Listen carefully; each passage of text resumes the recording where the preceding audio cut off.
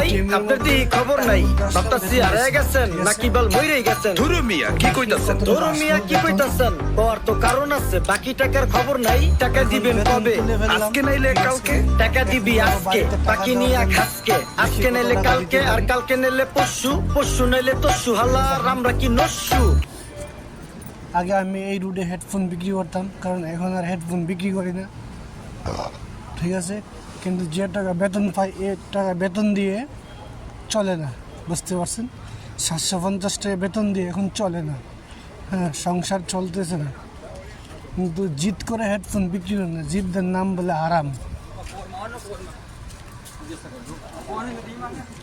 যদি আপনি জিদ করেন কারোর সাথে তাহলে জীবন আপনার ধ্বংস হয়ে যাবে। কারোর সাথে জিদ করতে পারেন, জিদ করছেন তাহলে মরছেন।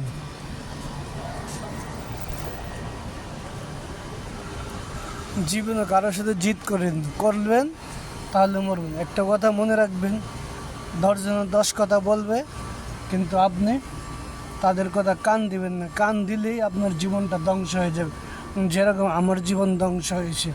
এখন মানুষের কথা শুনে আমি এখন হাই হাই করি আর ঘুরি।